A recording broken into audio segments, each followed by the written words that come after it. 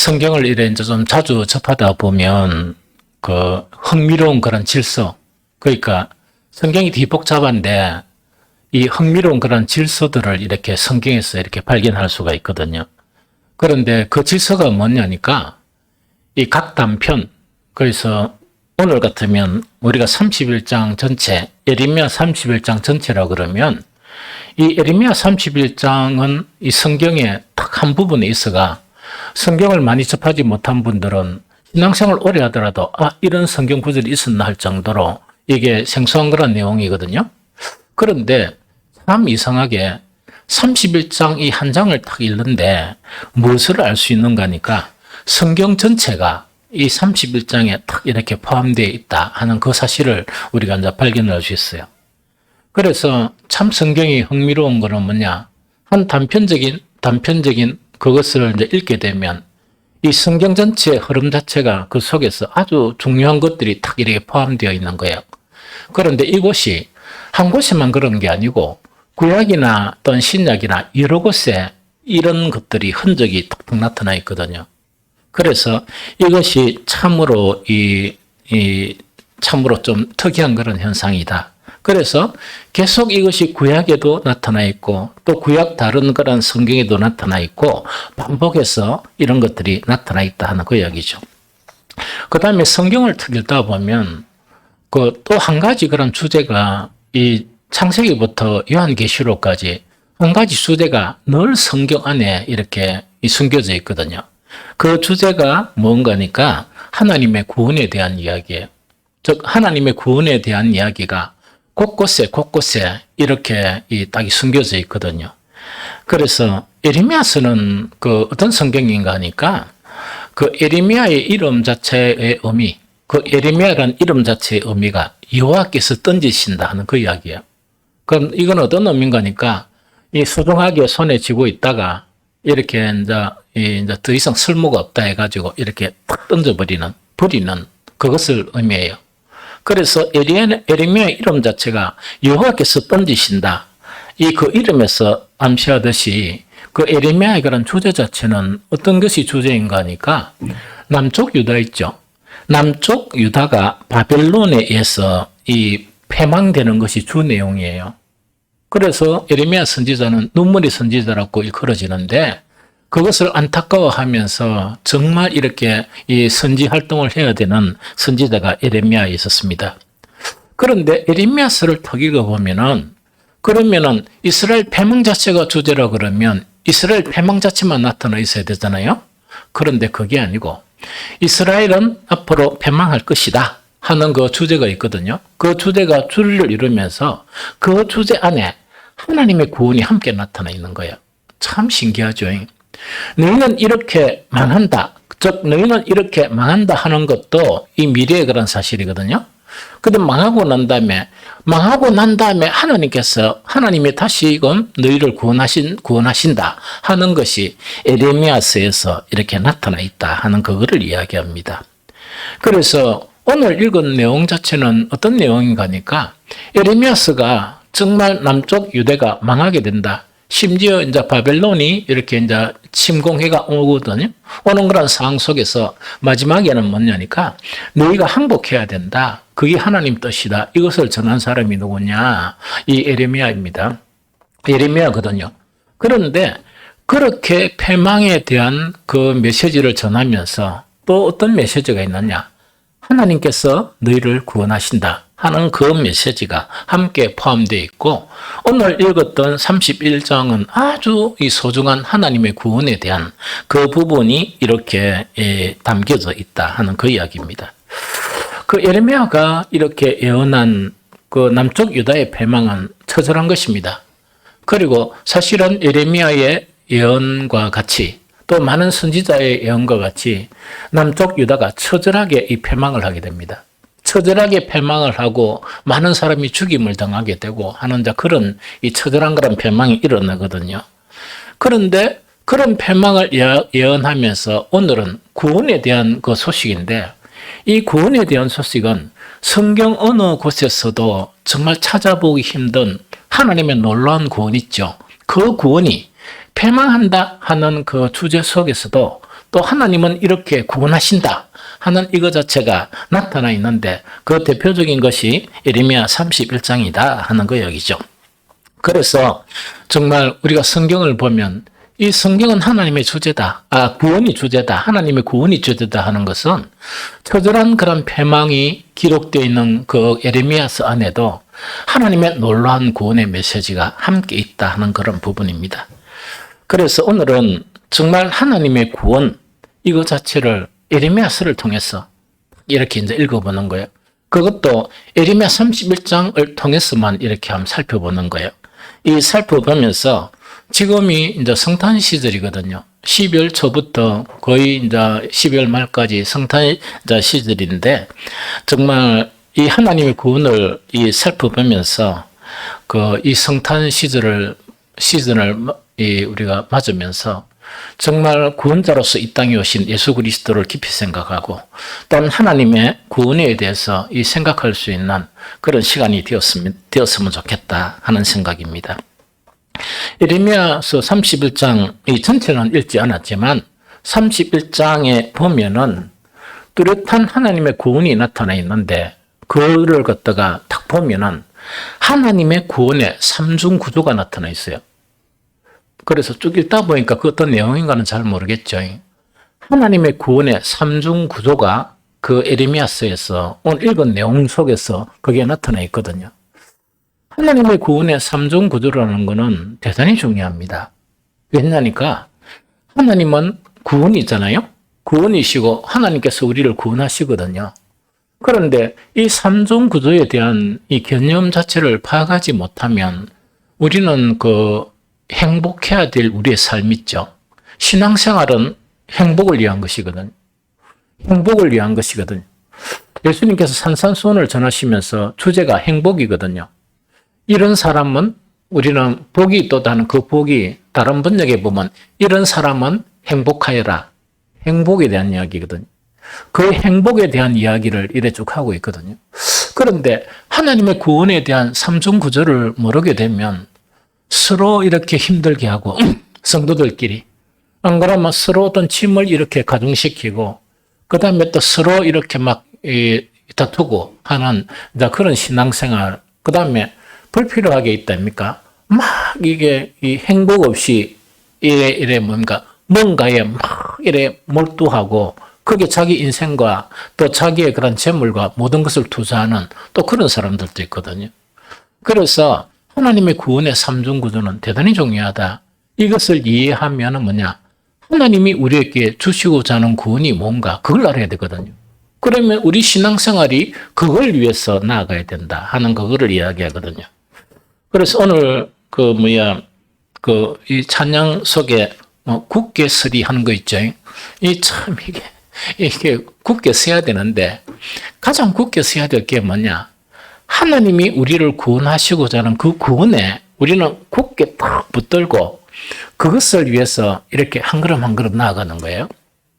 그것을 위해서 신앙생활하고 그것을 위해서 한 걸음 한 걸음 나아가게 되면 우리의 삶 속에서 남은 인생 속에서 이때까지 신앙생활 오래 했지만 한 번도 경험하지 못한 하나님의 구원들을 경험하게 될 것이다 하는 것을 기대하면서 그 하나님의 삼중 구조에 대해서 이렇게 나누겠습니다. 오늘 읽었던 예레미야 31장 23절에서 26절까지 요 세 가지가 딱 나타나 있습니다. 그래서 편의상 그냥 해석한 부분으로 이렇게 설명을 해드릴게요. 제일 첫 번째로 뭐냐니까 하나님의 구원의 제일 첫 번째로는 뭐냐? 성전 회복입니다. 이 성전 회복이거든요. 그래서 이 성전 회복인데 성전이라는 거는 뭘 이야기하는 거니까 하나님의 사람들이 그럼 우리는 오늘 그리스도인들이죠. 그리스도인들이 주님과 함께하는 터전 그 자체가 성전이에요. 그것이 성전이거든요. 그럼 교회란 개념, 에클레시아란 그 개념은 뭐냐? 구원받은 사람들의 모임을 이야기하거든요. 거기 구약적인 표현이 성전인가라는 표현이거든요. 그러면은 이 성전이 회복이 되어야 되는 거예요. 사실은. 왜? 하나님의 사람들이 주님과 함께하는 그 터전 자체가 회복이 못 되면 교회가 세상하고 비슷해요. 교회 와서 예배를 드리도 이 몸이 건조하거든요. 교회 와서 봉사를 하고 막 이렇게 해도 몸이 건조하게 되거든요. 그게 아니고 사실 교회는 어떻게 바뀌어야 되는 거니까 우리가 이 세상 사람들을 살아가죠. 이 세상에 살아가죠. 정말 이 세상 사람하고 살아가면서 치열한 그런 전쟁 가운데 있거든요. 그런데 이 주일날 교회에 나오면은 뭐냐니까 세상과 정반대되는 것이 우리에게 경험이 돼야 돼요. 이거는 성전이 회복이 돼야 경험이 되거든요. 그것뿐만 아니고 일주일 동안 살면서 정말 여러 가지 상처받았거나 힘들었던 거나 이런 모든 것이 정말 하나님의 능력으로 사거리 이렇게 치료가 되고 회복이 돼야 되는 거예요.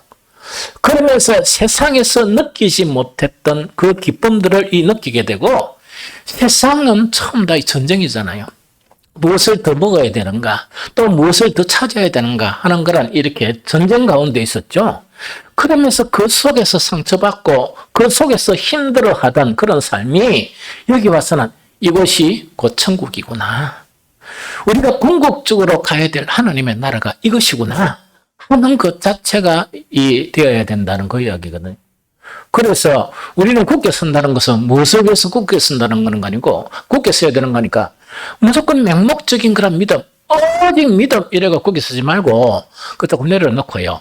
뭐냐니까 정말 우리가 모이는 이 교회가 회복이 되고 주님의 몸된 교회로 회복이 되고 성전이 회복되는 그것을 그 약속을 굳게 이렇게 딱 붙들고 신앙생활하고 기도하고 이래야 됩니다. 세상을 변화시키려고 그러면 우리 한 사람 한 사람이 변화돼야 돼요. 우리 한 사람 한 사람이 하나님의 사람으로 변화되지 않고 어떻게 세상을 변화시킬 수 있습니까? 세상을 변화시키려고 그러면 교회가 변화돼야 돼요. 교회의 변화가 없이 어떻게 세상을 변화시킬 수가 있습니까? 그래서 뭐냐니까 하나님의 구원은 무엇을 변화시키는가? 무엇을 회복시키는가? 성전을 회복시킨다 하는 그거를 이야기합니다. 오늘 읽었던 말씀인데 그 예레미야 31장 23절 다시 읽어드릴게요. 만군의 여호와 이스라엘의 하나님께서 이와 같이 말씀하시느니라. 내가 그 사로잡힌 자를 돌아오게 할 때에 그들이 유다 땅과 성읍들에서 다 이 말을 쓰리니 어려운 처소여 거룩한 산이여 여호와께서 내게 복 주시기를 원하노라 할 것이다 하는 이야기죠. 이것이 성전에서 일어나야 되고 예루살렘에서 일어나야 될 그런 부분이다 하는 그 이야기입니다. 그러면은 요거는 단편적으로 어떤 건가 하니까 그 예루살렘에 그 성전이 있었죠. 그 성전 자체가 뭐냐니까 어떤 성전입니까? 솔로몬의 화려한 성전이 일어났거든요. 성전이 성전다웠다면 이스라엘의 패망은 일어나지 않았습니다. 성전이 성전다웠다면 예루살렘 성전은 길이 보존되어 있었을 것이거든요. 그런데 그 성전을 사람들이 강도의 소굴로 만드는 거예요. 또 그 위에 신약의 성경도 헤롯의 성전이 있습니다. 보기에는 엄청 아름다운 성전이거든요. 그래서 많은 사람들이 성전만 보면 이 아름다운 성전 이렇게 칭찬을 했는데 그 제자들이 뭐냐? 주님 보십시오. 얼마나 아름다운 성전입니까? 이러니까 예수님의 대답은 아주 냉정한 대답이었습니다. 이 성전은 무너지게 된다. 돌 위에 돌 하나도 남기지 않고 무너지게 된다 하는 그 말씀을 하셨습니다. 예수님이 말씀하신 지 70년 후에 로마에 의해서 그때 예루살렘 성전은 초토화되었습니다. 또한 뿐만 아니고 예레미야가 예언한 것은 뭐냐? 너희들은 회개하지 아니하면 바빌론의 포로가 될 것이다 예언한 거예요. 그런데 이 사람들은 뭐냐? 하나님이 계신 이 성전이 망하다니 그럴 수가 없다 이렇게 생각한 거예요. 그런데 원래 그 성전이 하나님의 성전이었으면 망하지 않죠. 그들이 강도의 소굴로 만들다 보니까 바벨론에 의해서 황폐하게 이렇게 부서져 버렸습니다. 그것이 바로 이야기하거든요. 그러면 이런 예언, 예레미야가 예언하는 이 예언 속에 지금 그 구원이 또 구원을 예언하는 건데 너희가 다시 돌아오게 되면 어떻게 하는가? 예루살렘 성읍들인 건 예루살렘 그 자체가 예루살렘의 그런 도성을 이야기하고 예루살렘 성전을 의미하거든요. 그 속에서 뭐가 나타나는 거니까 어려운 처소다. 즉, 그 성전이 강도의 소굴에서 어려운 처소로 바뀌게 되고 거룩한 산으로 바뀌게 되고 여호와께서 내게 복 주시기를 원하노라. 이거는 성전에서 선포해야 되거든요. 여러분들 원래는 이렇게 해야 돼요. 목사가 우리 교회 성도들을 향해서 뭐냐니까 정말 이런 일이 일어나기를 축복합니다. 이렇게 하죠. 그러면 여러분들은 뭐라고 대답합니까? 아멘 하는 사람도 많지 사실은. 그런데 저는 별로 거기란 관심은 별로 없습니다. 아멘 소리를 많이 하건 적게 하건 또 이렇게 이야기하면 여러분들이 화가 날지 모르지만 별로 관심이 없거든요. 왜냐니까 목사가 축복하면 축복받을 사람이면 복받게 되어 있습니다. 아무리 소리쳐 아멘해도 복 못 받는 사람은 못 받습니다. 그러나 침묵하면서 마음속으로 아멘 이래 하더라도 복받을 사람은 복받게 되어 있는 거거든요. 그것은 뭐냐? 성전의 상태가 어떠냐에 따라서 그 현상이 나타나는 거예요. 그래서 어쨌든 간에 바벨론에 의해서 초토화된다. 성전은 초토화된다 하는 것이 이 예레미야의 예언이거든요. 예언인데 이걸 회복이 된다 하는 것도 그 예레미야의 예언입니다. 그러면서 그 성전에는 어떤 것이 일어나는가? 그 당시에 자기들은 좋다 하고 신앙생활하고 일어났지만 경험하지 못했던 뭐가 일어나는가? 어려운 처소로서의 성전. 그것이 회복이 되고 거룩한 산으로서의 성전이 회복이 되고 뿐만 아니고 정말 여호와께서 내게 복 주시기를 원하노라 하면 그 복이 임하는, 즉 땅에서 풀면 하늘에서 풀어지고 땅에서 매면 하늘에서도 매는 그런 복이 풍성하게 되는 성전의 회복 사건이 일어난다. 이것이 하나님의 구원이에요. 이것이 하나님의 구원이다 하는 그거를 이야기합니다. 그래서 성전이나 에클레시아는 교회를 이야기하죠. 교회를 에클레시아로 불러요. 그러면 교회의 이 의미 자체는 뭐냐? 구원받은 성도들의 모인 곳이 바로 교회를 이야기하거든요. 이것은요, 교회나 성전이나 이 회복이 없으면 이거는 뭔가 같은 거니까 메마른 사목과 같은 교회가 되어집니다. 몸이 건조한 교회. 이러면 우리 신앙생활하기가 너무 힘들어요. 그래서 교회가 회복이 되는 것이 하나님의 구원에서 삼중구조의 첫 번째 구조다 하는, 첫 번째 일이다 하는 그 이야기입니다. 그래서 우리 교회 위에 뭐가 일어나야 된다? 하나님의 구원이 일어나야 한다는 그 이야기죠. 하나님의 구원은 어떻게 일어나는가 하니까 모든 것을 충만하게 하시는 이의 충만함도 하나님의 구원이고, 요거를 다른 식으로 번역하면 뭐냐? 모든 것을 충만하게 하시는 그 충만 그 자체들이 있죠. 그것이 교회에 충만한 것이 이 교회의 회복이고 성전의 회복이에요. 이해가 됩니까? 그러면 우리 빛과 소금 교회에 일어날 하나님의 구원이 있죠. 그 완성 자체는 뭐냐니까 아까 이야기하듯이 세상에 살다가 힘들고 지치고 곤하고 그 다음에 세상에 살면서 얼마나 영적인 전쟁을 치열하게 합니까? 영적인 전쟁 하셨죠? 설마 안 했까? 세상하고 친구 돼서 살았습니까? 그거는 성도가 아니에요. 그런 사람은 성도가 아니거든. 세상과 영적인 전쟁을 하면서 우리는 이 세상을 살아가야 되는 거예요. 살아가면서 교회에 오면 정말 교회에 이렇게 출발하는 순간부터 뭐가 기대된다? 하나님의 충만 자체가 기대되면서 이 반가운 성도들을 만나는 그런 이 관계성 속에서, 예배 속에서 하나님의 충만을 경험하게 되고 그것을 힘입어 우리는 어디로 나아가게 된다? 세상을 향해서 나아가게 된다는 그걸 이야기합니다. 이해됩니까? 이것이 첫 번째 하나님의 구원이다 하는 그 이야기입니다.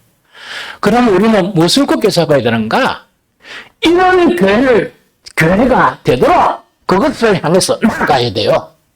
이 약속을 이렇게 손나면 안 되고, 교회가 무엇이 그래 됩니까? 교회가 내가 날 때부터 교회 왔지만 한 번도 그거 못 봤는데요. 이래버리면 아무것도 안 이루어져. 우리는 하나님께서 약속하신 그 구원의 약속을 굳게 굳게 붙들고 신앙생활 해야 돼요. 이해가 되죠? 그래서 이렇게 되면 뭐냐? 정말 하나님의 구원의 역사가 능히 일어난다 하는 그 이야기입니다. 믿는 자는 그것을 경험하게 됩니다. 믿는 자는 그것을 경험하게 되고 이것을 약속하신 분은 말씀으로 천지를 지으신 여호와 하나님의 약속입니다. 그래서 그 말씀을 굳게 붙들고 정말 희망을 가지고 우리는 하나님의 잃어버린 그런 교회들이 있죠. 성전들을 다시 구축하고 세워가는 우리가 되시기를 예수 그리스도 이름으로 축복합니다. 두 번째, 첫 번째는 이 교회가 막 회복이 됩니다. 좀 듣기 싫은 이야기겠지만 오늘날 교회는 잠자는 교회입니다. 그 잠자는 교회 안에 빛과 소금 교회도 있습니다. 오늘날 교회는요, 무능한 교회입니다. 세상에 아무런 영향력도 미치지 못하고 그냥 살아가는 교회가 오늘의 교회입니다. 그런 측면에서 빛과 소금 교회도 별로 더한 건 없습니다. 유사한 형태다 하는 거죠. 하나님의 구원은 그런 교회 상태로 있는 것을 원하지 않습니다. 그래서 그 하나님의 구원을 믿고 희망을 가지시라는 이야기거든요. 믿고 다시금 교회가 일어서야 됩니다. 그래서 다른 교회는 모르겠고 저는 믿음으로 24년에 우리 교회가 이제는 잠에서 좀 깨어나고 좀 어린 티에서 좀 벗어났으면 좋겠다. 아들은 잠잘 때 깨워봐야 시끄럽기만 시끄러워. 일꾼들은 깨우면 주님의 일을 하거든요. 아름다운 교회를 세워나가거든. 그래서 우리 일꾼들이 분연히 일어나는, 그래서 영향력을 미치는 그런 교회가 하나님이 그런 교회를 세우시려고 그러는 거예요. 우리의 힘으로는 불가능하지만 하나님의 충만으로는 거의 가능하거든요. 그래서 그것이 우리의 행복하고 직결이 된다. 그 다음에 많은 사람들에게 행복을 줄 수 있는, 우리 교회에 왔다가 갔다 하는 많은 분들에게 위로와 하나님의 구원의 그런 소망을 주는 게 교회가 변화되어야 된다 하는 그 이야기거든요. 그래서 어쨌든 간에 이제 좀 그만 자고 일어나시오. 이제 그만 어린 티 부리고 이제는 조금 더 성숙한 단계로 올라서시오. 그래야 교회가 행복해집니다. 그래야 교회를 통해서 많은 사람들이 행복하게 됩니다. 두 번째는 뭐냐니까, 교회만 회복되는가? 그게 아닙니다. 두 번째는 삶의 회복이에요. 구원의 삼중 구조를 모르면 되게 비참해집니다. 삶의 회복에 산다는 것은 신앙생활의 삶을 이야기하는 게 아닙니다. 여러분들 이 세상 살락하면 뭐가 필요합니까? 이게 뭘 또요? 돈도 필요하고 좀 부유함이 필요하죠. 그 부유함의 회복 자체가 삶의 회복이라고 성경은 이야기합니다. 하나님은 우리가 이 세상 살면서 힘들게 살아가는 것을 원하지 않습니다. 하나님은 우리가 이 세상 살면서 정말 부유한 삶이 되는 것을 원하신다 하는 그거를 이야기합니다. 그래서 이거는 이 땅에서 삶이에요. 그래서 이걸 영적으로 이상하게 해석하면 안 됩니다. 지금 방금 읽을 이것도 뭐냐니까, 그건 아닙니다. 그 천국 가서 그런 거 아닙니까? 그 이야기죠. 천국 가서는 부유하고 그럴 필요가 없어요. 천국 가는 다 있습니다. 우리한테 필요한 건 이 땅에 있으면서 뭐가 필요하다고? 부유함이 필요하지. 천국은요, 성경에 보면 길거리에 이 발에 부딪히는 게 금이에요. 조금 이렇게 땀을 쌓으면 그게 뭡니까? 다 보석이에요. 이거는 막 지날 정도로 보게 됩니다. 이해가 됩니까? 그래서 삶의 회복 자체는 천국에서 그걸 갖다가 할 건 없습니다. 천국은 다 갖춰져 있는 곳이에요. 그럼 성도들이 그 천국을 살아가잖아요? 이 세상은 이 메마른 곳이란 말이야. 이 세상에서 삶 자체가 정말 이 하나님이 너무 힘들게 살아가는 것을 원치 않으신다는 그 이야기입니다. 그런데 성경에서 부자에 대한 부정적인 부분은 왜 그러냐니까, 물질하고 우리 내면 속에 있는 탐욕 있죠. 이것이 친구가 돼버리면 천국 가기가 힘들어요. 그걸 경계하는 거라. 다시 이야기할까요? 물질하고, 이 세상 물질하고 돈 있죠. 돈하고 우리 내면 속에 있는 탐욕 있죠. 그게 친구가 되면 성도로서의 위치를 잃어버려요. 참 신기하죠? 그래서 이래 하다 보니까 우리의 그런 탐욕하고 이 친구가 되다 보니까 친구 간에는 뭐가 있습니까? 우정이나 사랑이 있잖아요. 이 사랑이 격해져 가지고 하나님을 사랑하는 것보다 뭘 더 사랑해? 돈을 더 사랑하면 거기서 붙는 것이 뭡니까? 악인데 그냥 1만 가지 악이 붙어버리는 거예요. 이해가 되죠? 그러다 보니까 그것이 부정적이라. 그걸 하지 말라는 이야기라. 그러나 이 땅에 살면서 부유하게 살지 말라는 건 아니에요. 그래서 그러면 삶의 회복이 되는데 성경을 읽어봐야지. 이것도 전체를 읽어볼게요. 예레미야 31장 24절에 보면 유다와 그 모든 성읍의 농부와 양떼를 인도하는 자가 거기에 함께 살리니. 그럼 요거는 뭐냐? 폐망할 때는 예루살렘이 황폐가 됐어요. 황폐가 되다 보니까 농사도 안 되고 그다음에 뭐도 안 돼? 이 목축도 안 되고 아무것도 안 되죠. 그런데 하나님의 구원이 어떻게 나타나는 거니까 농부와 양떼가 거기 산다는 것은 뭡니까? 농부가 사는 것은 땅이 비옥하겠어? 양떼가 사는 것은 뭡니까? 초원이 이렇게 형성되어 있겠죠? 그것을 회복시켜 주신다는 그 이야기입니다. 그런데 조금 더 강조하면서 예레미야 31장 27절 28절에는 여호와의 말씀이니라 내가 사람의 씨와 짐승의 씨를 이스라엘 집과 유다 집에 뿌릴 날이 이르리니 깨어서 그들을 뿌리 뽑으며 무너뜨리며 정복하며 멸망시키며 괴롭게 하던 것과 같이 내가 깨어서 그들을 세우며 심으리라 여호와의 말씀이니라. 요거는 뭔 말인가 이런 이야기를 하죠. 예루살렘 하고 팔레스틴 자체의 별칭이 뭐냐? 젖과 꿀이 흐르는 땅이었어요. 젖과 꿀이 흐르는 땅이 그게 뭐냐? 가나안, 예루살렘에 살고 있는 그 지경을 젖과 꿀이 흐르는 땅이라고 그랬습니다. 그런데 하나님이 작정하시고 정말 바빌론에 의해서 이 예루살렘에 저주를 내릴 때 이거는 뭐냐? 사람들이 살지 못하는 황폐한 성읍으로 바뀌어버렸습니다. 이거 좀 이해됩니까? 그럼 그것을 누가 하셨다고? 하나님이 하셨다는 이야기라.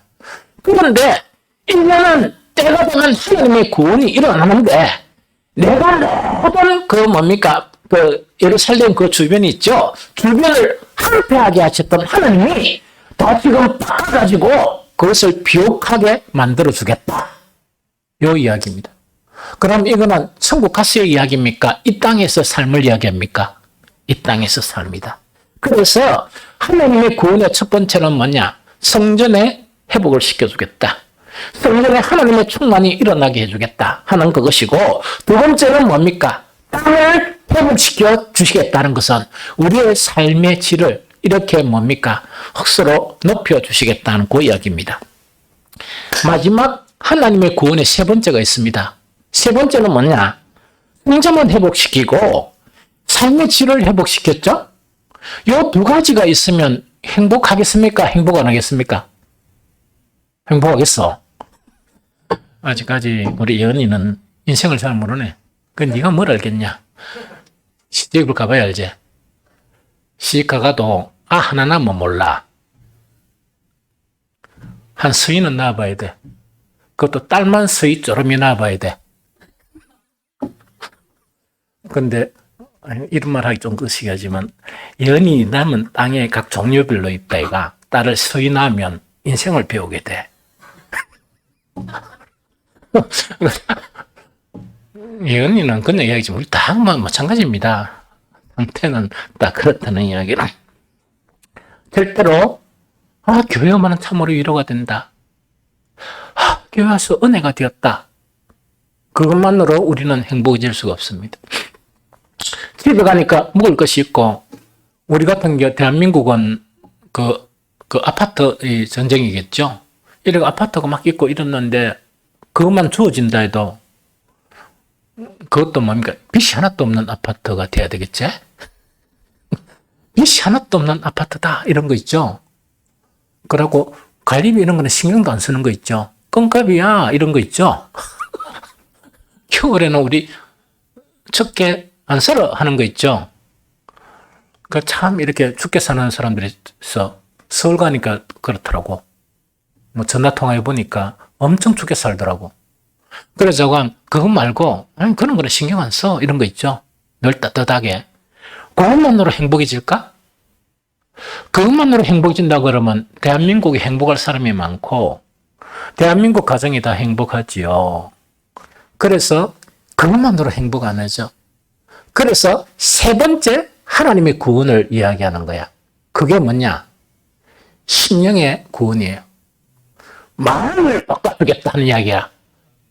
사람을 바꿔주겠다는 그 이야기입니다. 사람이 안 바뀌면, 마음이 안 바뀌면 정말 성전이 아무리 구원이 일어나도 삶의 회복이 일어나도 절대로 행복일 수가 없고요. 돈이 생기면 생길수록 뭐 때문에 망한다? 그 돈 때문에 망해. 그 돈에 대한 탐욕 때문에 여러분들 이래 한 생각해봐. 부부가 막 결혼해가지고 좀 가난했단 말이야.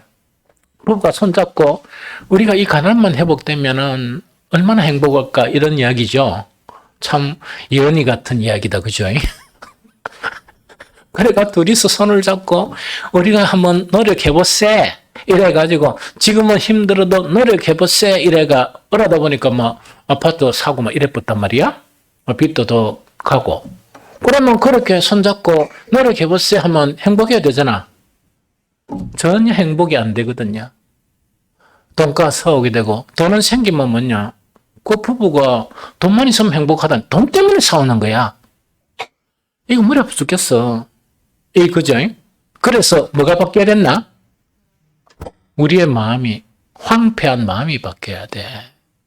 마음이 이게 세 번째 하나님의 구원이라. 그래서 구원의 3중 구조는 뭐냐?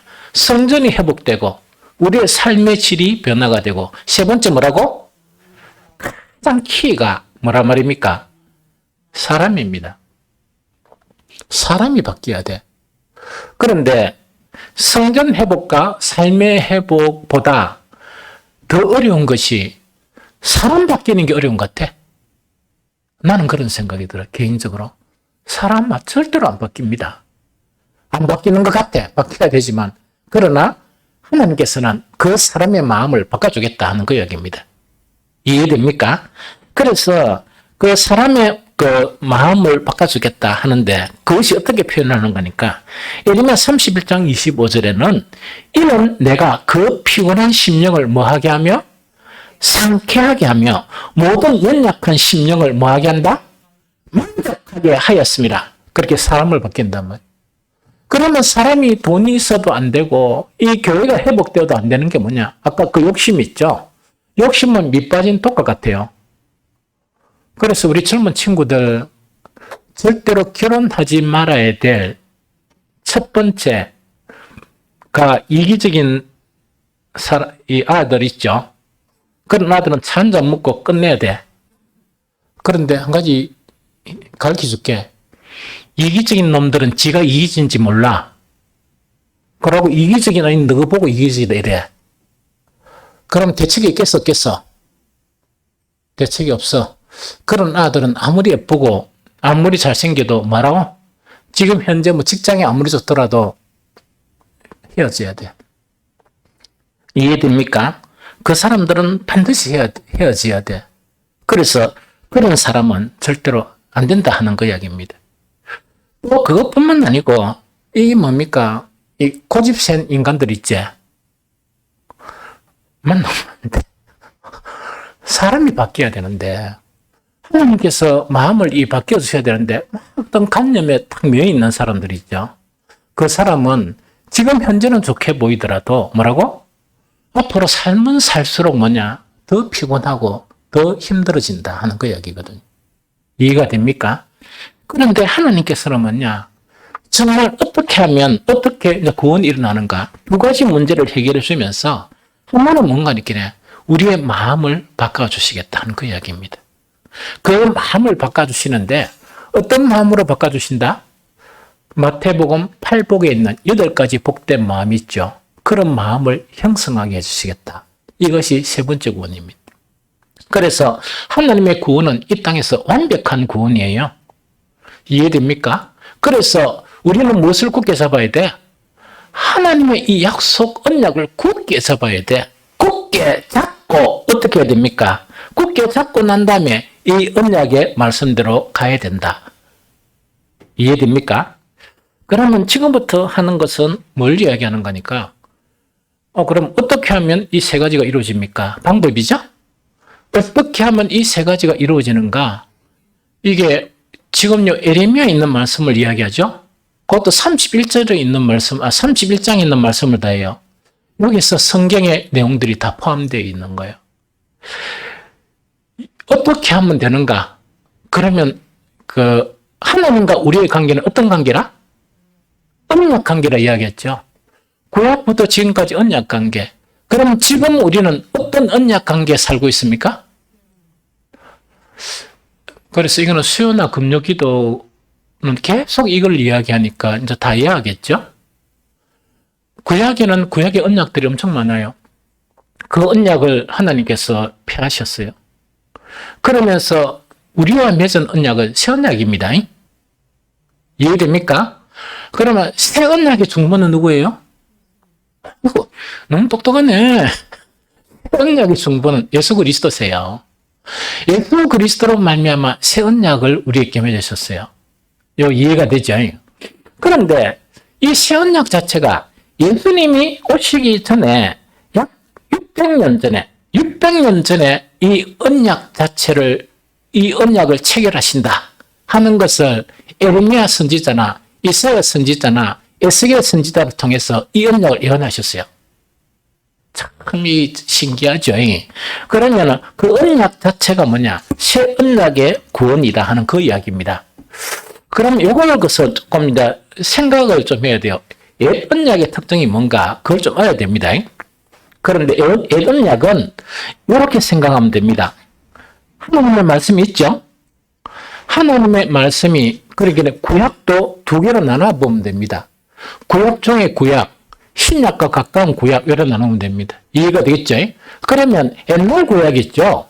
옛날 구약이 되면 그 하나님과 관계에서 언약은 하나님의 언약의 말씀을 통해서 이루어지죠? 하나님의 언약의 말씀이 누구한테? 제사장이나 혹은 선지자를 통해 가지고 누구한테 전달됩니까? 이스라엘에게 전달되는 거예요. 이해가 됩니까? 다시 이야기할게요. 하나님의 언약의 말씀이 그 누구를 통해서 제사장이나 선지자를 통해서 누구한테 이루어진다? 사람에게, 이 이스라엘에게 이루어집니다. 그러면 그 중에 키를 쥐고 있는 사람이 누구라? 제사장이나 선지자죠? 제사장이나 선지자가 타락이 뿌린다. 누가 피해를 봅니까? 사람들이 피해를 보잖아.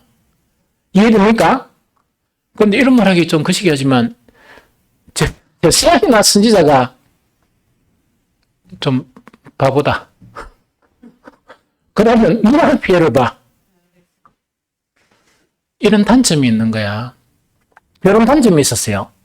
그러다 보니까 구약에서 조금 신약에 가까운 근대 구약 자체는 어떤가니까 그렇게 하지 않고 누구를 세우는가? 신약에 많이 나오는 사람이 뭡니까?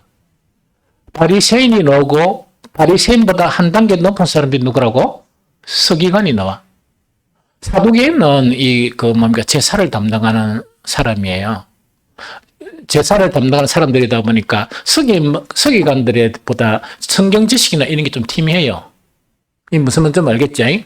그런데 이 서기관들은 정말 훈련시키고 해가지고 누구를 통해 가지고 하나님의 언약의 말씀이 서기관을 통해 가지고 이 서기관이 다 해석해줘요.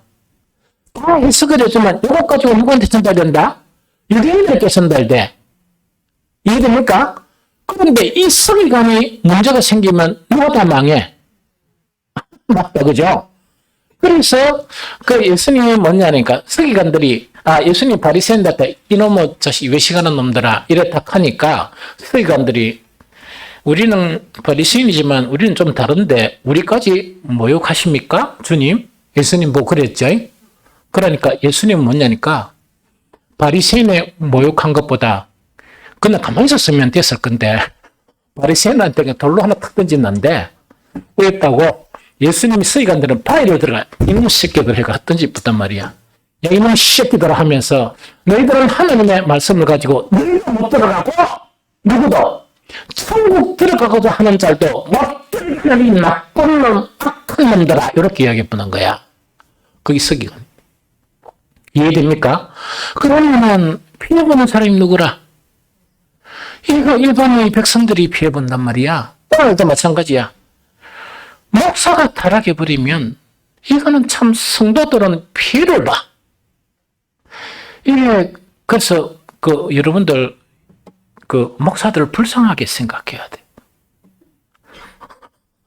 이게 무슨 말? 그럼 목사를 위해서 기도를 엄청나게 해줘야 돼.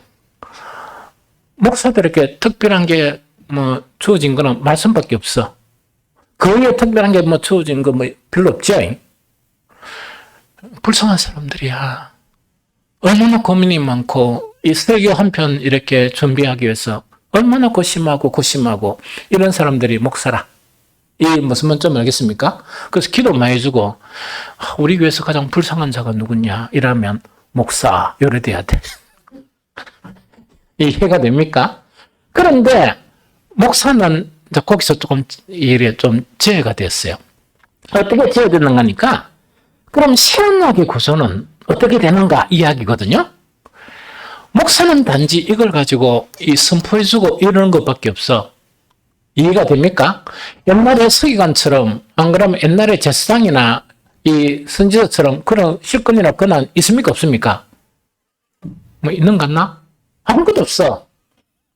아무것도 없고 한 번씩 보면은 저건 그래서 아무것도 없어 그런 게. 드디어 새언약을 이야기할게요. 직접적으로 전해지는 새언약, 이건 함께 읽겠습니다. 예레미야 31장 32절 33절 같이 두 번 연달아 읽습니다. 시작. 이 언약은 내가 그들의 조상들의 손을 잡고 애굽 땅에서 인도하여 내던 날에 맺은 것과 같이 아니할 것은 내가 그들의 남편이 되었어도 그들이 내 언약을 깨뜨렸습니다. 여호와의 말씀이니라.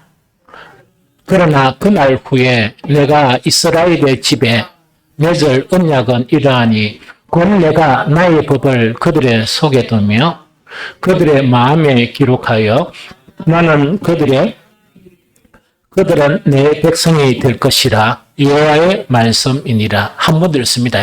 우리가 천천히 정독해서 자 시작. 이 언약은 내가 그들의 조상의 손을 잡고 애굽 땅에서 인도하여 내던 날에 맺은 것과 같이 아니할 것은 내가 그들의 남편이 되었어도 그들이 내 언약을 깨뜨렸습니다. 여호와의 말씀이니라. 그러나 그날 후에 내가 이스라엘 집과 맺을 언약은 이러하니 곧 내가 나의 법을 그들의 속에 두며 그들의 마음에 기록하여 나는 그들의 하나님이 되고 그들은 내 백성이 될 것이라. 여호와의 말씀이니라. 자, 여기 핵심 자체는 뭐냐? 언약이 있었다 그랬죠? 구약 언약을 폐지하겠다는 이야기라. 뭘 폐지하겠다? 하나님의 말씀 자체가 제사장이나 혹은 선지자, 하나님의 말씀이 누구를 통해서? 서기관을 통해서 이스라엘에게 전달되는, 백성에게 전달되는 이것을 폐하겠다는 이야기라. 폐하고 어떻게 하는가? 내 언약의 말씀을 중간 과정을 폐하고 바로 직접적으로 어디에다가 새긴다? 마음에. 우리 한 사람 한 사람의 마음에 새겨지는 걸 이야기해. 이게 무슨 말이겠죠? 그래서 아까 목사 자체는 그런 실권 자체가 없다는 것은 뭐냐니까 이 서기관들이나 혹은 이런 사람들은 뭐를 만듭니까? 토라를 해석한 이 법규되는 부분을 만들어서 이걸 지키면 뭐라고? 아무 말 안 하고 안 지키면 뭐라고? 제대로 가하는 거예요. 이해가 됩니까? 그러나 목사들에게는 그런 권한이 없어졌습니다. 단지 뭐냐? 적으로 말씀이 여러분들이 이해가 되고 여러분들의 신비에 새겨져 있도록 정확하게 해석을 하고 또 다른 비유나 성경의 다른 것을 비유하도록 가이드 역할만 하는 거예요. 이해됩니까? 제가 이렇게 적용 기도는 하지만 이래가지고 그러면 제가 서기관이나 이런 것이라 그러면 또 제 성질에 뭘 해야 되겠습니까? 우리 장로님들한테 월말 되면 시험 칩니다. 탁 얘가 월말 예배 마치고 탁 나눠주가 1번부터 해가 설교한 거 있죠. 딱 해가 맞나 안 맞나 했나 안 했나를 탁 봐가지고 무식이 해가지고 뭐 이래야 안 되겠어. 안 한단 말이에요. 그거 하면 참으로 효과적일 것 같죠? 효과적이지 않아요. 왜냐니까 대신 기도를 하는 거예요. 선포한 말씀에 대해서 뭐냐? 사람이 변화되도록 기도하는 거야. 선포한 말씀 자체가 한 사람 한 사람의 마음에 신비에 새겨진다는 것은 변화를 이야기하죠. 그 일이 일어나도록 이렇게 기도만 하는 거야. 한 번씩 안타까운 마음도 있지. 기도하면서 뭐냐니까 막 이렇게 속이 이렇게 막 한 번씩 불불 끓을 때도 있고 왜 그렇게 하는데 왜 이렇게 안 변할까 하는 그런 것도 마음은 있겠지. 그렇죠? 그러나 어떻게 할 도리가 없잖아요. 새 언약은 하나님께서 직접 말씀을 어디에 새긴다? 우리의 마음에 두신다는 이야기. 하나님께서 직접 우리 마음에 두신다. 두시게 되면 뭐냐? 그 뒤에는 어떤 내용이 있는가 하니까 이제 여기 읽지 않은 것은 뭐냐? 그때는 어린아이들도 하나님의 그런 뜻을 알게 된다는 그 이야기죠. 근데 너무 신기한 거는 이게 신기해요. 말씀을 이렇게 준비하죠? 말씀을 준비하는데 나는 그 성도들한테 직접 전화는 잘 안 해요. 특별한 일이 없는 나는. 그래서 전화하는 사람 몇 사람 딱 정해져 있습니다. 그 사람들은 뭐냐? 필요해가지고. 왜냐니까 주부를 만들든지 내가 정보를 모르니까 그러면 전화를 한단 말이야. 전화하고 나머지는 전화를 안 하거든요. 우리 찬양팀한테는 전화 잘 안 하거든요. 뭐 찬양을 뭘 준비했나? 전혀 전화 안 하거든요. 한 번씩 여기 딱 앉아 있으면 설교를 하려고 하는데 유사한 찬양이 이렇게 뭐 100% 그런 건 아니고요. 이게 뭐냐니까 한 번씩 대부분 그러다 보니까 어떤 때는 뭘 느껴지는가 하니까 설교를 완성하는 것이 찬양을 통해서 이렇게 이루어지는 게 많아. 뭐 오늘 뭐라고 굳게 설교하는 것도 막 몇 번이나 강조하더라고. 그래서 내가 아이고 선생님 알겠습니다. 내가 설교에 한 거 딱 꺼내가지고 굳게 해가 여기 써놨어. 대여섯 선생님 아이고 알겠습니다 이래가지고 나의 스승이시여 이래가지고 한 번씩 진부집수도 이러면 내가 아니 보면 이렇게 했는데 그걸 갖다가 이렇게 만들어주는 그런 역할을 해요. 그럴 때 마음이 너무 기쁘면 참으로 신기하다. 이것이 뭐냐? 정말 인간의 눈으로 보면 변화가 좀 적은 것 같지만 나는 주님의 수준으로 보고 나도 주님의 수준에 생필없는 인간 아닙니까? 여러분들은 좀 떨어진 것 같아, 내보다. 그래, 주님은 이것 가지고 마음이 아파하는데 나는 뭐 가지고? 요거 가지고 마음이 아파하는 거야. 그 가끔씩, 이거 참 이래 섞고 이래 사는 거야. 나도 보면 참 이렇게 좀 거시기하다, 그죠? 그렇죠. 왜냐니까, 그까 그래도 내만 갈 길을 가면 되는 건 아니잖아. 같이 데리고 가야 되는데. 그래서 그게 안타까운 것 같아. 이해됩니까? 그래서 하나님의 새 언약은 뭐냐? 정말 여러분들의 마음에 직접 심어주시는 그 언약을 하셨다 하는 그 이야기입니다. 이 언약을 지키기 위해서 두 가지를 하십니다. 말씀을 우리 속에 새기죠? 예수님을 우리 속에 우리한테 보낸 것은 말씀에 사람을 보내주신 거야. 그러면은 600년 전에 뭐냐? 이 말씀이 어디에 새겨진다? 내 사람의 마음에 새겨주죠? 우리는 부분적으로 새겨지겠죠. 예수님은 어떤 분인가 하니까 그때 말씀이 계시니라. 이 말씀이 하나님과 함께 계셨다. 말씀이 육신을 입어 이 땅에 오신 분이 예수 그리스도야. 이걸 이해됩니까? 그러면 600년 전에 구약의 예언이 뭐냐? 하나님의 언약의 말씀이 우리 사람의 신비에 새겨지죠? 그러면 요 신비에 시겨지는 모래, 그 다음에 눈으로 볼 그 자체, 그분 자체가 누구라고? 예수 그리스도시다 하는 그 이야기입니다. 이해가 됩니까? 그분이 바로 예수 그리스도시다 하는 그 이야기입니다. 그러다 보니까 그렇게 십자가만 생각하는데 십자가도 대단한 은혜죠. 예수님이 육신을 입고 이 땅에 오신 것은 대단한 은혜야. 십자가와 이 두 사건 자체, 한 가지 사건은 예수 그리스도의 부활, 이 세 가지는 뭐냐? 우리 기독교의 핵심입니다. 그러면 그 예수님의 오신 날이 뭐라고요? 성탄절이에요. 이해가 됩니까? 그래서 또 아까 이야기했지만은 우리가 성탄절의 의미를 그런 뭡니까? 변질시키거나 혹은 성탄절의 의미를 상실하지 않는 한은 우리는 뭘 해야 돼?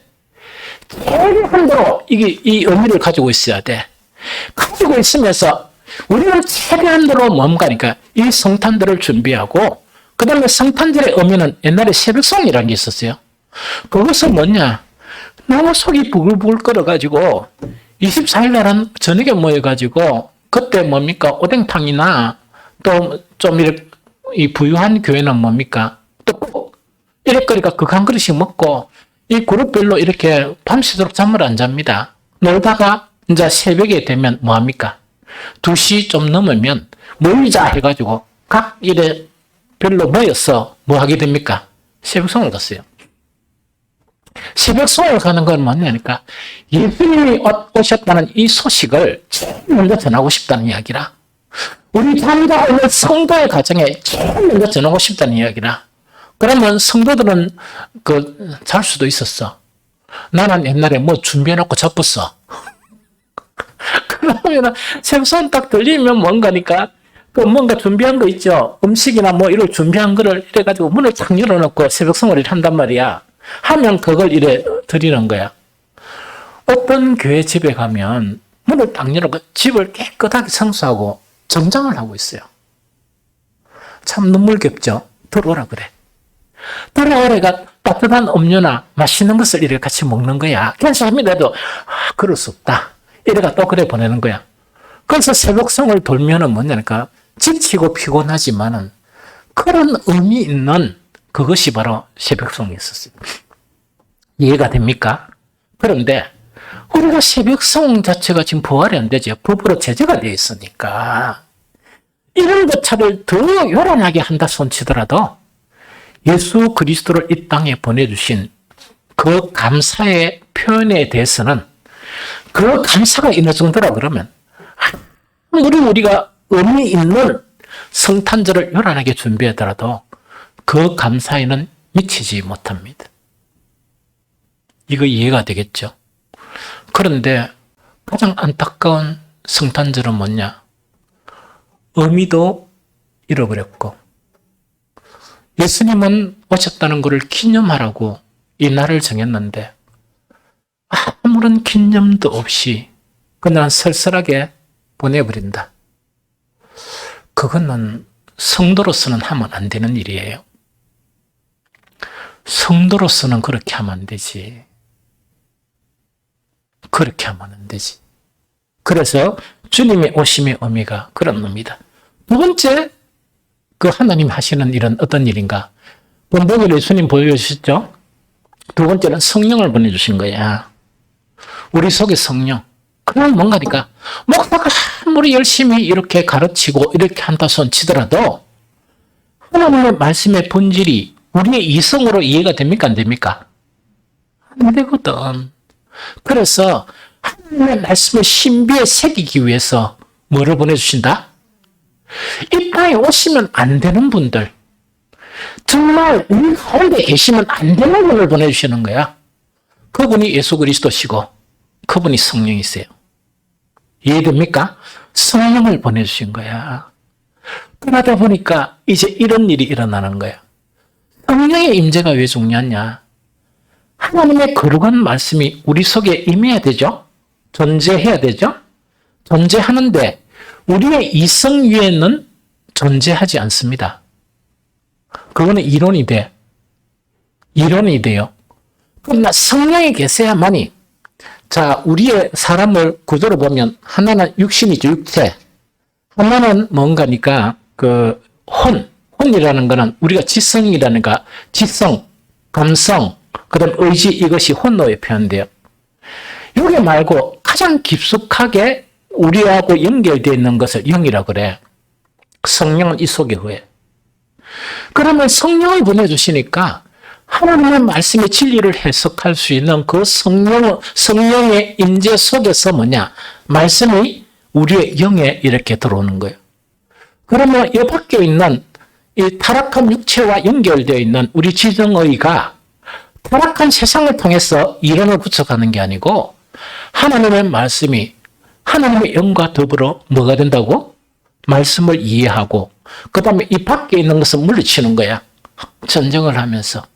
그러면 말씀이 우리 안에 있습니까? 없습니까? 있게 되죠. 이런 역사가 일어나게 된다는 그 이야기입니다. 그 다음에 우리 청년들이나 혹은 그 찬양을 할 때 주님 내 안에, 내가 주님 안에 하는 거 있죠. 의미는 알아야 돼요. 그것은 뭐냐니까 주님이 우리에게 내재를 하시고 하나님이 우리에게 내재를 하시고 내가 주님 안에 있게 되는 그 비결은 성령의 임재를 통해서만 가능합니다. 우리의 의지를 통해서는 가능하지 않아요. 그래서 예수님은 그냥 함께 읽지 말고 읽을게요. 그 날에는 내가 아버지 안에, 너희가 내 안에, 내가 너희 안에 있는 것을 너희가 알리라. 나의 계명을 지키는 자라야 나를 사랑하는 자니 나를 사랑하는 내 아버지께서 사랑을 받을 것이요 나도 그를 사랑하여 그에게 나타내리라. 이거는 성령이 오실 때 일어나는 현상이다. 그때 말씀이 우리에게 내주하고 주님이 우리에게 내주하고 하나님이 우리에게 내주하는 그걸 이야기합니다. 이거 이해됩니까? 이거 이해가 되죠? 교회 성령이 내주하시는 것은 뭐냐? 우리 각 사람이 뭐에 됐대? 성령의 전이 되는 에클레시아로 모이게 되면 하나님의 임재가 나타나고 성령이 내주하는 그런 교회가 되어요. 하나님이 구원적인 그런 교회가 됩니다. 그러면 마지막 하나는 뭐냐? 하나님의 구원의 불변성에 대해서. 그러면 하나님께서 이런 언약을 했죠. 이런 구원을 갖다 이렇게 일어나게 해줬다. 하나님 구원의 이제 역사 자체는 절대로 안 바뀐다는 이야기입니다. 그거는 읽어봅니다. 에레미야 31장 35절 37절. 하나님 구원 있죠. 우리에게 주신 구원 자체에 대해서 하나님은 변한다 안 변한다? 절대로 안 변한다는 이야기라. 그러면 절대로 안 변한다는 것을 어떻게 설명하는가? 여호와께서 이같이 말씀하시느니라. 위에 있는 하늘을 청량할 수 있으며 밑에 있는 땅의 기초를 탐지할 수 있다면 내가 이스라엘 자손을 행한 모든 일로 말미암아 그들을 다 버리리라. 여호와의 말씀이니라. 그러면 구원을 주셨죠? 그러면 구원을 주셨으면 우리가 다 하나님 말씀대로만 살아갑니까? 안 살아가잖아. 그런데 재앙이 막 임했어요? 안 임했죠? 구약에는 임했어요? 안 임했어요? 임했죠? 그런데 재앙이 안 임하는 것은 약속되면 안 임했어. 내가 너희에게 이런 구원을 주리라 하는 구원을 향해서 우리가 나아가요. 그럼 구원을 아까 세 가지 구원 있죠? 이걸 붙들고 기도하면서 나아가면 돼. 어떻게 하면 돼? 말씀에 따라 살아가고 성령의 인도하심에 따라 살아가면 이 구원이 완성되고 풍성해져요. 이걸 믿어야 됩니다. 이해가 되겠죠? 그러면은 우리가 삐쭉삐쭉 해가지고 넘어지고 자빠지고 해가지고 막 이런 일이 일어나죠? 그런데 큰일이 안 일어나는 거라. 왜 그러냐? 하나님이 약속해 주셨어. 내가 너에게 허락한 구원은 변하지 않는다. 변하는 경우는 이럴 때 변한다. 너희가 하나님의 별들을 다 셀 수가 있으면 다 세면 그때 그러면 내가 구원을 다시 빼들어갈게. 이 이야기라. 네가 땅에 있는 모래나 티끌들이나 이걸 다 청량할 수 있으면 그때는 뭐냐? 너희들이 넘어지고 자빠지고 해가 이 개심하다 해가지고 이 구원을 다시 회수하겠다 하는 그 일을 내가 할게 이야기라. 그러면 예수 그리스도 오실 때까지 이 하나님이 주신 구원 자체가 이렇게 폐지된다, 폐지되지 않는다? 폐지 안 되는 이야기입니다. 그럼 하나님이 주신 구원은 폐지 안 되죠? 그렇게 우리가 살아가고 있는 거야. 이해가 됩니까? 그렇게 살아가고 있는 거예요. 우리에게 남은 것은 뭐냐? 그 구원을 얼마나 풍성히 누리느냐? 못 누리냐? 그게 문제라. 목사가 안타깝게 설명하는 것은 뭐라고요? 약속하시는 것은 불만이니까 그 구원을 일어나기 위해서 세상 좀 보지 말고 생각 좀 하지 말고 오로지 누구를 따라? 예수님만 붙들고 성령님만 이렇게 따라서 영을 쫓아 사는 삶을 살게 되면 세 가지 유형이 일어난다는 이야기라. 성전이 회복이 되고 우리의 삶의 질이 회복이 되고 우리의 마음이 이렇게 치료가 되어가지고 행복으로 더 큰 행복으로 더 큰 행복으로 가다가 나중에 결국은 어디라고? 행복의 본질인 하나님의 나라에 쑥 들어가게 된다. 그 말씀이 오늘 하시는 그런 말씀입니다. 이 모든 구원 자체를 변질시키는 것은 우리 자신이다. 우리가 믿음이 없으면 구원이 덜 나타나. 그런데 참 신기하죠. 회개하고 또 붙들면 또 구원이 나타나. 왜? 하나님의 약속 때문이라. 우리가 이 세상 살다가 보니까 늘 보이는 것이 온통이다 보니까 이거 저 교비를 하죠. 그래도 하나님의 진노가 안 나타나. 마지막 때만 나타나. 누가 오실 때? 예수 그리스도의 재림 때만 나타나요. 그러면 우리가 뭐 하기만 하면 돼? 예수님만 붙들고 말씀만 붙들고 성령만 의지하면 생긴 일은 뭐만 생겨? 구원의 풍성함만 계속 이렇게 형성이 된다 하는 이야기입니다. 이런 복이 저와 여러분들에게 풍성히 임하시기를 예수 그리스도 이름으로 축복합니다.